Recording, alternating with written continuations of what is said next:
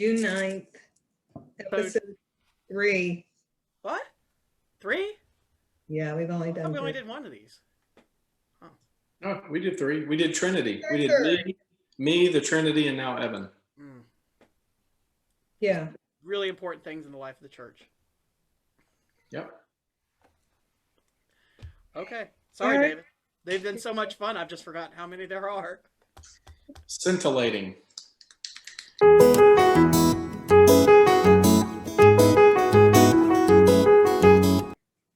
Hi, and welcome to another episode of This Thing Called Church. Today is June 9th. This is our third episode, and we have a special guest on our third episode today. We have Evan Nestor, our new youth director. We're really excited to have you not only on our show today, but also to have you part of our DUMC family. And we'll be talking to you, asking you some really hard questions in a little bit. But in the meantime, before we get to that, how is everybody doing today? Great. Doing well. Yeah, it's a good day. Yeah, it's summer. It feels like summer. It's starting to feel like summer. So Yes. we just got back from a family trip. We went to the beach for a few days, and actually we got to bring Anna Liz, Kevin's daughter, with us. We're at the age now, or our family is at the age where the kids now bring friends with them on family vacations because we just would rather hang out with other people on our family vacations than with ourselves. So, but actually it really goes a long way to bring a friend. So Jack brought a friend, Sarah brought a friend, and then our oldest didn't even go with us.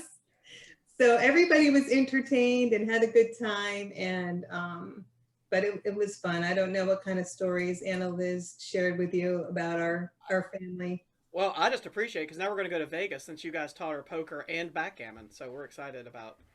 Well, backgammon's fine. That's not anything like bad. But yeah, we taught them blackjack and poker. I didn't. My husband did. And I think Sarah's going to have a problem now because she was a little addicted. And I think Anna Liz might have won a few times. So anyway. You didn't tell me that. So. Yeah.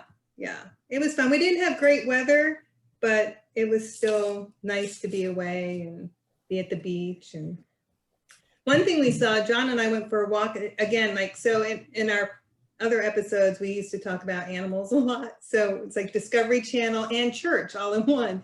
But John and I were walking one morning and early in the morning, and this buggy drives by, and then we get to them, and a turtle had come up and laid eggs, and they were moving the eggs because of the high tide, that they had to move it away from the high tide mark. But it was so cool because they were like, oh yeah, she was 30 years old and they knew how much. I'm like, wait a minute, you didn't see her lay the eggs. Like, how do you know how old she was and how big she was? But they measure her little turtle tracks. Like you could see her path where she came up and then where she went back down. And so I guess they measure her little feet, her little pads marks, her width. They can tell how old she is and how much she weighs. And there were like 100, like they average like 105 eggs per batch. So the lady was like taking them all out of the hole and then dug another hole and they put them in. It was pretty cool. It was actually, so there's your little bit of nature for the day, in case you were wondering. I'm glad they don't determine our age by our width because I'd be 100, I think. So. Have you ever seen them hatch and make their way to the water? Not in person, just on video. Have you? Yeah. Kim and I, our kid and the kids, we just happened to be there one evening, and they did, and it was amazing. Yeah. They're tiny. They're like the size of like a silver dollar. You know, they're not very big at all. So did you know that they were going to hatch and you guys went out there? Yeah, so they have, I guess the turtle watcher people had a website and a schedule of kind of when they projected nests to hatch. And that nest close to us was scheduled for that week. And sure enough, it happened. Oh my gosh. It's so amazing. sad because a lot of them don't end up making it. Like they like get into the water, but then they get eaten up. So, but yeah, it is cool. It's not. I'm more worried about sharks when I'm in the ocean. I never really think about the turtles. So, but anyway, anybody have anything else going on or exciting? Anything you've been doing the last 2 weeks? Supposed to be an eclipse tomorrow. Some sort of an eclipse.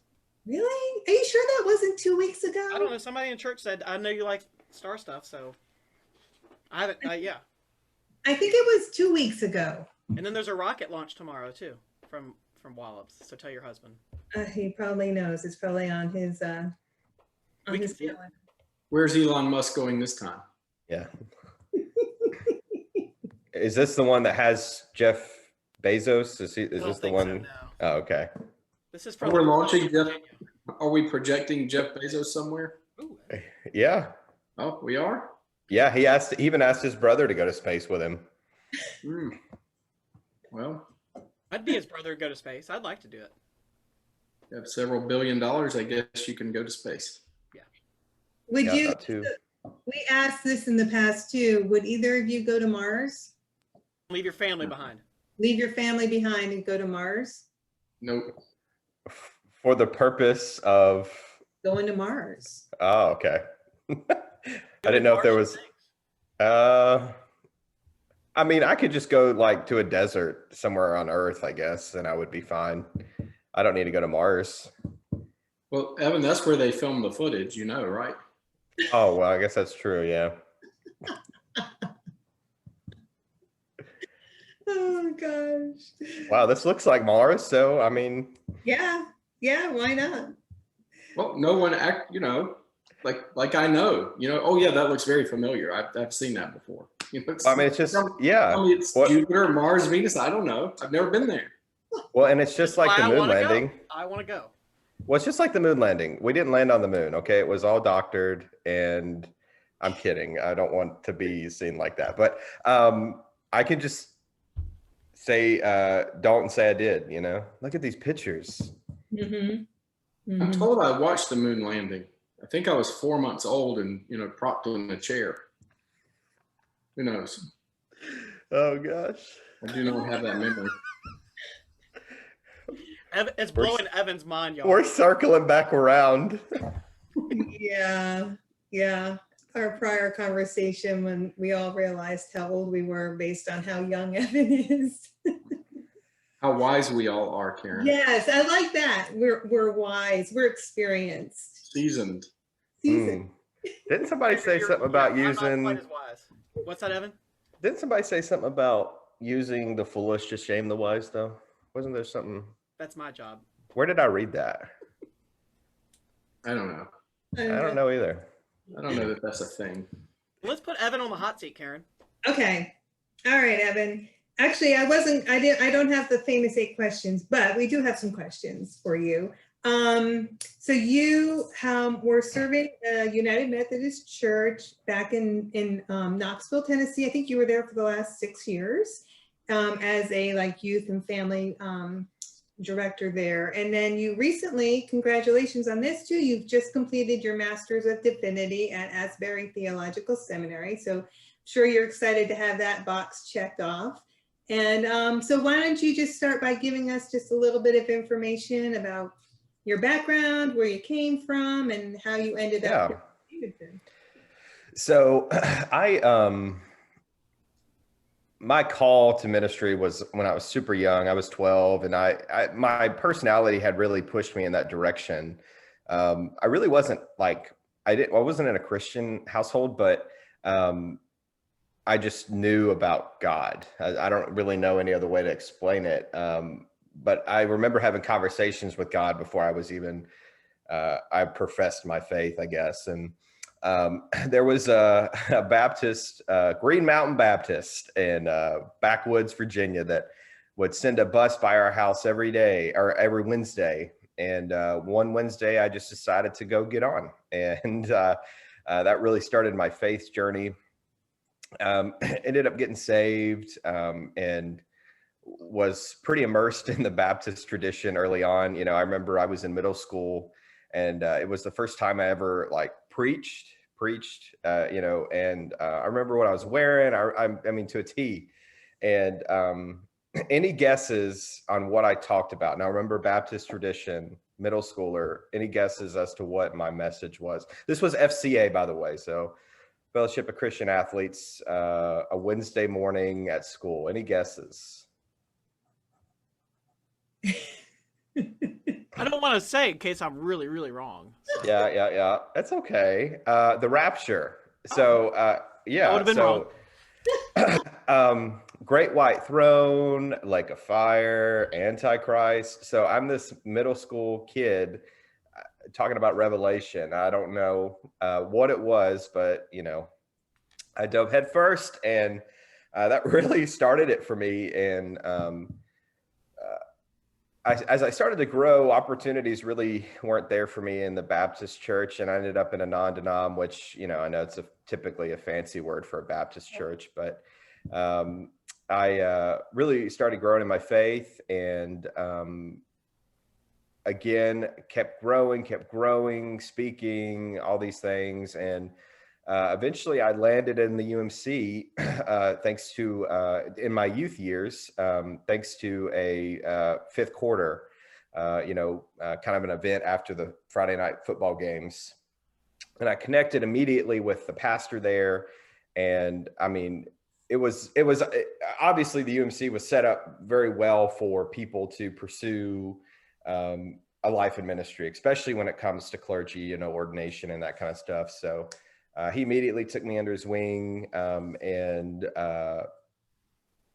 I continued growing. And so that's kind of how I ended up in the UMC, and I've been in the UMC ever since. So that was in my youth years. Very active as a youth at that point. We actually planted, it's a really cool, so we actually planted a church out of our youth group because our youth group had become so popular. The conference, you know, I was in Holston. So, right, and I didn't even say where I'm from. That's right up the road, I-77, just over the North Carolina line, Hillsville, Galax, Virginia. Holston Conference saw how popular the youth group was, and I thought, man, this might be an opportunity for a church. So we planted out of the box worship center, and that was a really cool experience to see that take place.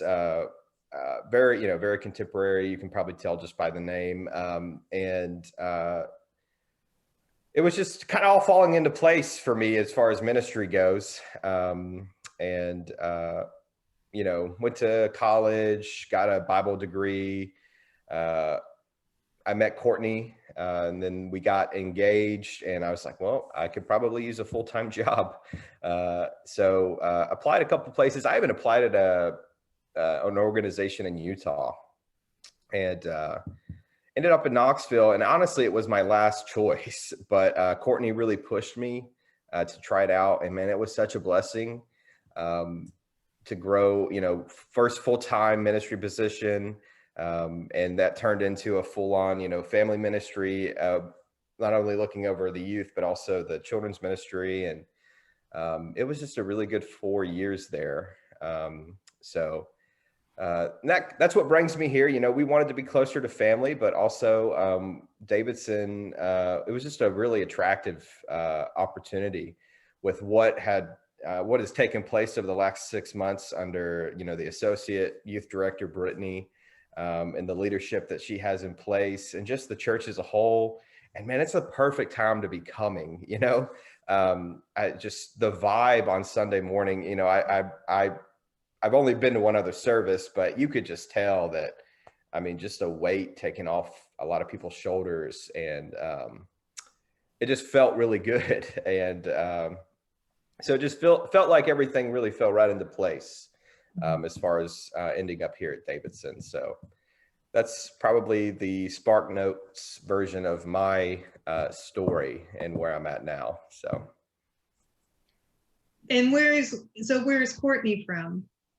Yeah, so we went to high school together, and I graduated a couple years before her, and we kind of went on our separate paths there for our college years. But God brought us back together. So yeah, so she's from the same area, and she is my pride and joy. And it's, you know, we did camping ministry together when we were in high school, and she has a big heart for kids as well. And she is a social worker.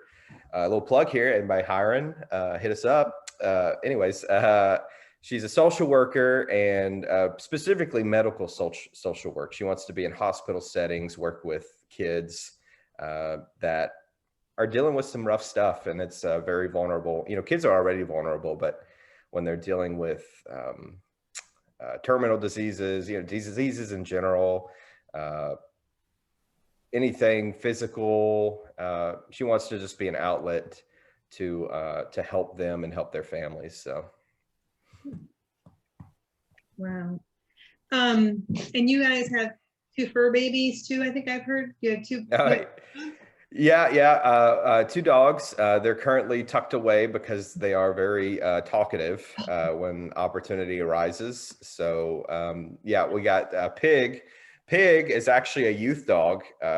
Our youth at the last church wanted a dog, so we got Pig. And Pig is a big old husky Australian Shepherd, and he's just a goober. He's a lot of fun. And then Sophie, so Pig is every bit of 70, 80 pounds, and Sophie is 7 pounds, and she's a little Shih Tzu poodle, and she is, I love her to death. At first I didn't want her. I wasn't prepared for it. And now I do everything to protect her. So I imagine it's going to be like my first child. So yeah. So if my daughter wants like a guinea pig or chinchilla or something, I can just have you get it, right? Since you got Yeah. you know what I mean? Like I can get it for you because you got the Yeah. So that was the scary thing, was what kind of door were we opening by agreeing to get a pet if the youth wanted it. So, but they were, I think I presented a challenge to them, and they completed the challenge. And Pig was also a rehome. The family that had him was struggling with him. So it kind of served 2 purposes: an opportunity to bless a family and take in an awesome dog and earn some brownie points with the students, you know. So, So I have a but question. you know, yeah, go ahead. When you left that church, what were they more sad of it, you leaving or the dog? Yeah, so they kept asking where he was, because towards the end we had so many like events that you can't bring him, and that's all they wanted. Like, it wasn't about me. Like, where's the dog? Where's Pig? That's all we want.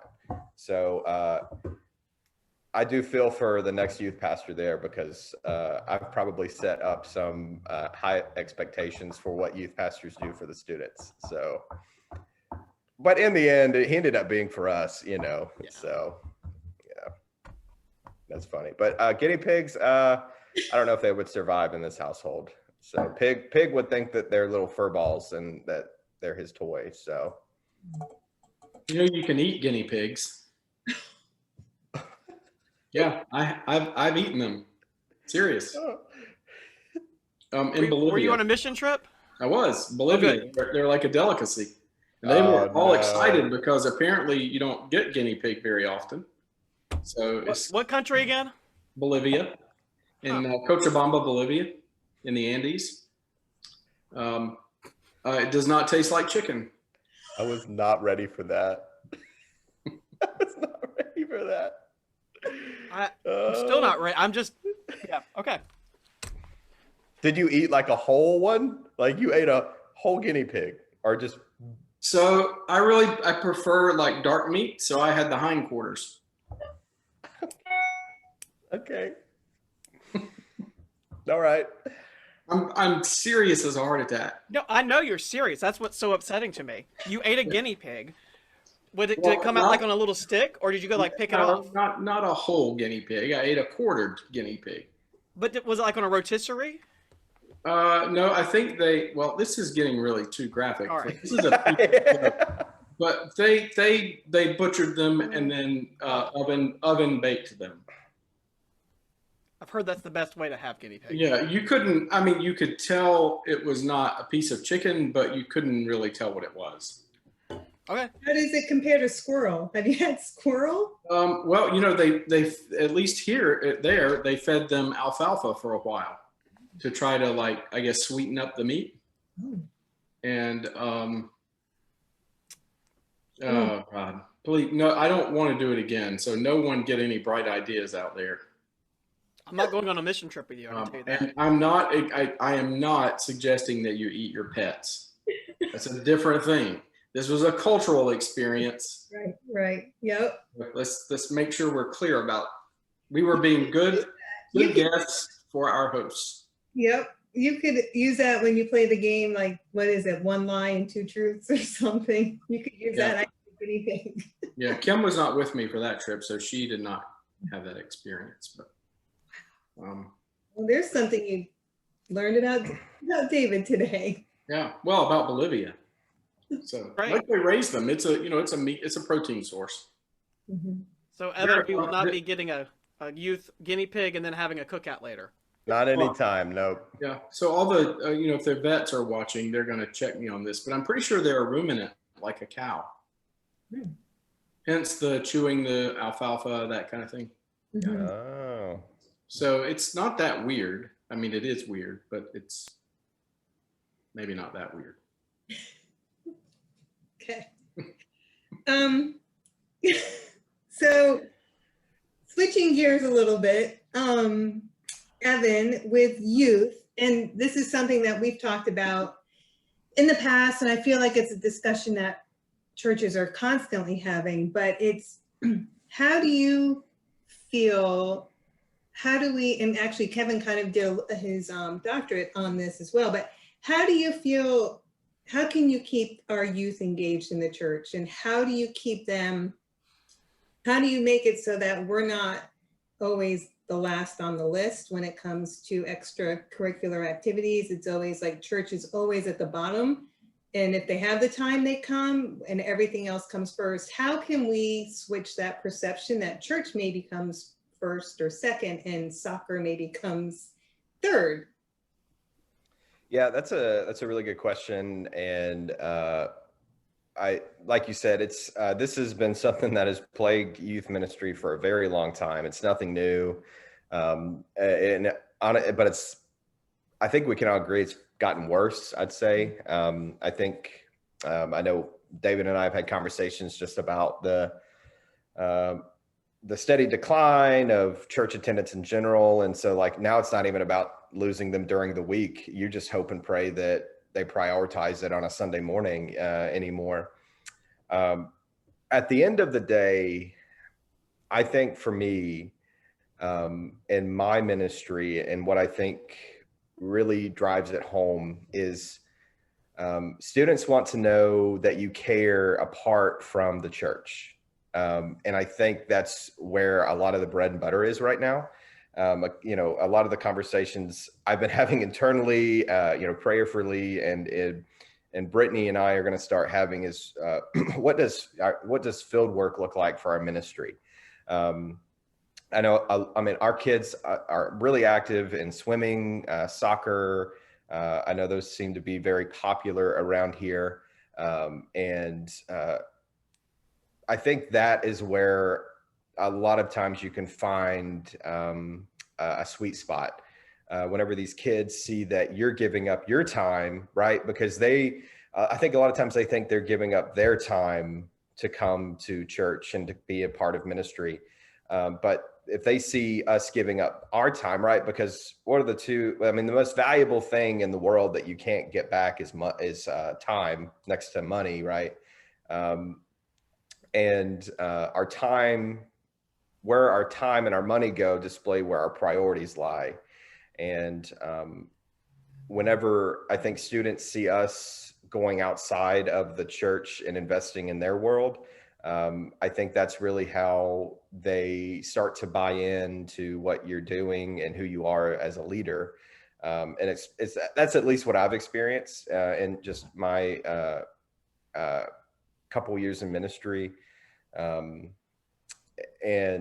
that's kind of my hope, especially over, really working on building relationships with these students over the next few months is, I know Brittany's been talking, I guess there's a very large swim meet that a number of our students are a part of. And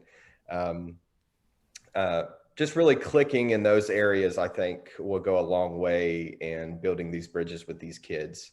So, come to church, be a part of youth group, but I want to be a part of your life. I want to go where you're going. I want to know what you're interested in and like why you love it so much. And then at that point, I think a lot of times you can connect in ways that are much deeper than just inviting people, to youth group on Sunday nights. So. Yeah. And we've actually, I know there's been a lot of activity happening in youth. They just had the cookout on Sunday, but we have a youth mission trip that's coming up in a couple of weeks, and there's a really good turnout for that. So that's going to be exciting. And then what other, I mean, I know this is like your third day at work. Do you know what other activities you have coming up? Yeah. So again, just a huge shout out to the youth leadership team. And they, when I was coming on in the beginning, they were like, yeah, we wanted to just kind of leave the summer open for when you came in to kind of put things together. But I wanted them to go ahead and have everything laid out because again, they're already such a strong team. I know that's cake for them, because I wanted to just come in and everything, at least for the summer, be mapped out. That way I can really, instead of, focusing on those things, I can just come and build relationships, and I can plug and play wherever, man. Like we're going to do we're doing some guys go-karting in a few weeks, and that'll come out. That's cake. Come on. I know, they planned a trivia night for the Sunday after we get back from the mission trip. We're going to do some pool parties. We've got Youth Week in August. So they've done a great job of really planning out the summer.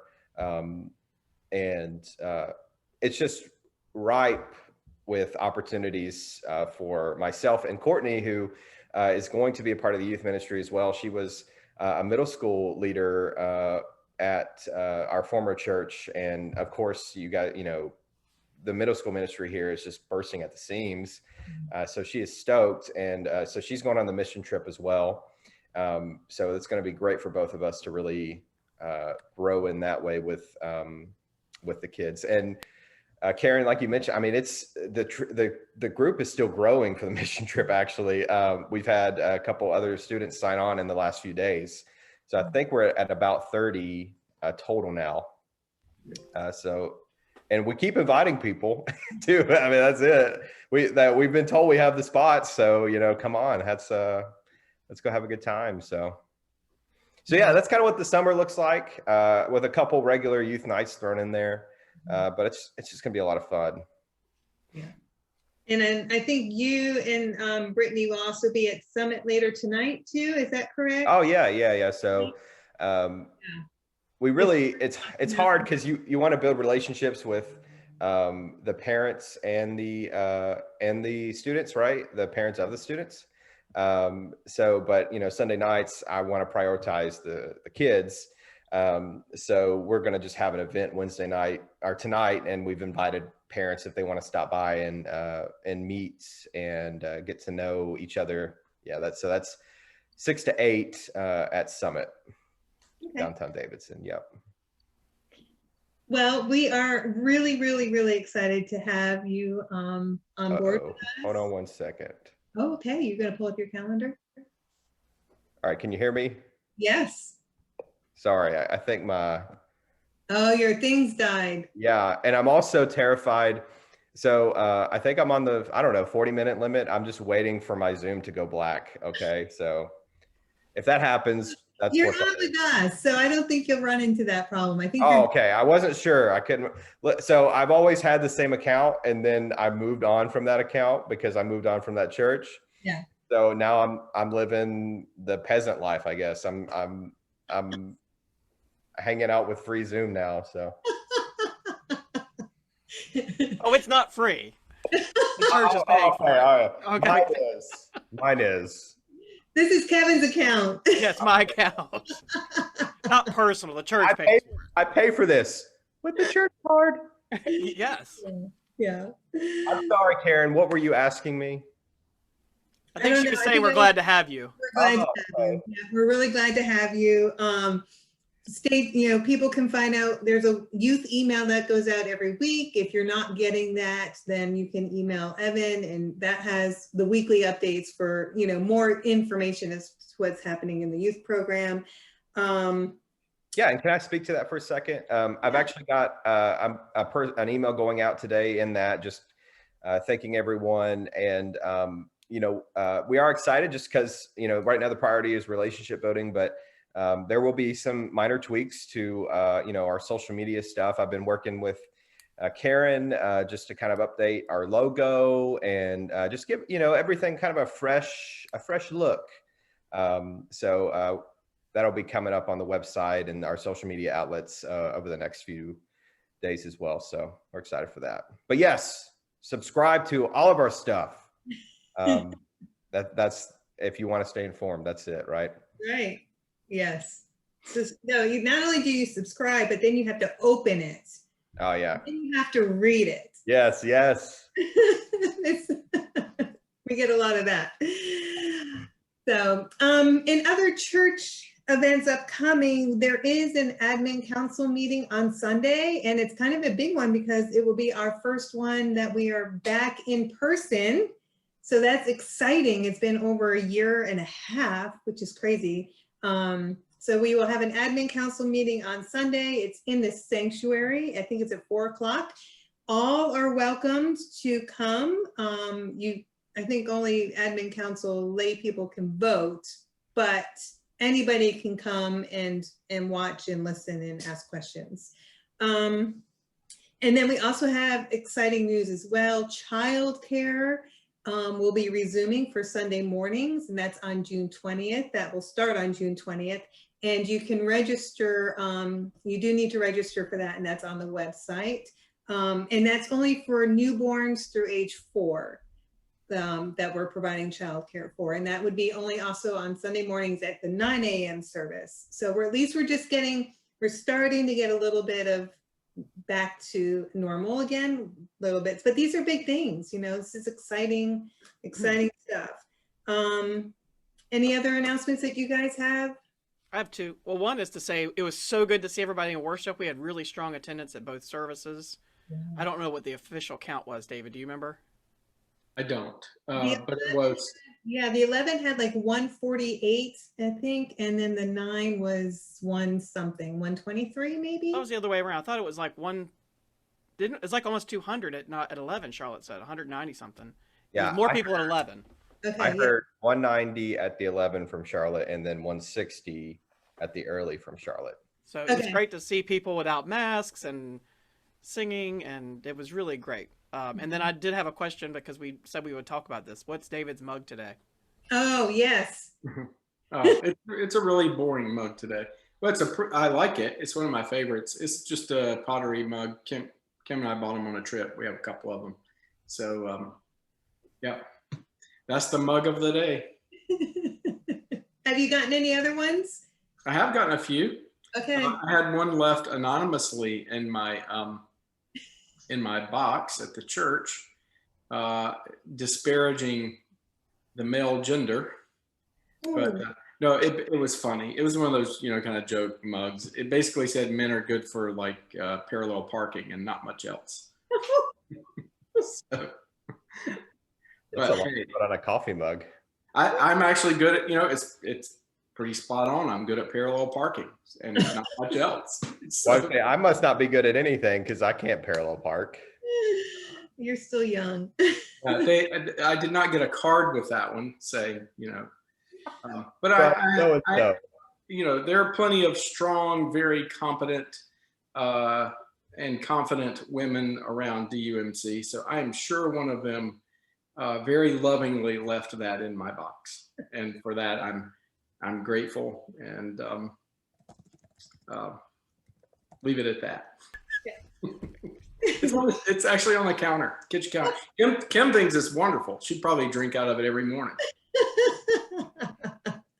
So do you highlight your coffee mugs each episode? Yes. Yes. Okay. Yeah. And I invited folks to send me some, so I've gotten a few, and it's kind of fun. Yeah. Yeah. Well, that's all I have for today. And Evan, so nice to see you, and I'm looking forward to working with you and the youth. And gosh, we'll be back in 2 weeks, which again, like, brings us, David, you'll be done with you'll be full-time at DUMC, right? I think our next one. pretty close. What's today? Today's the Today's 9th. the 9th. Oh no, you'll still have one more. The next one will be on June 23rd. Yeah, So- I'm pretty much, we finished up appointment making this past week for the most part, and annual conference is this weekend, and we'll ordain and commission new folks to ministry on the 19th, and then I'm kind of just a pastor at DUMC, so that's going to be fun. No worries, no stress. You'll be good. We're coasting now. It is downhill. Well, great. Well, we hope everybody has a great day. If you have any questions about youth, please reach out to Evan Nestor at enestor@davidsonumc.org.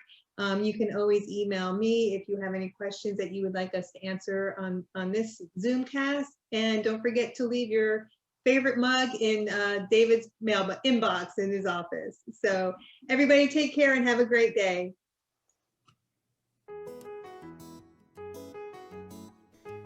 My anniversary is on Wednesday, Oh, congratulations. Happy anniversary.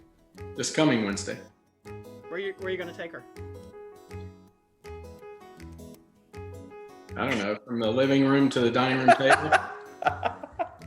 New Culver's out here.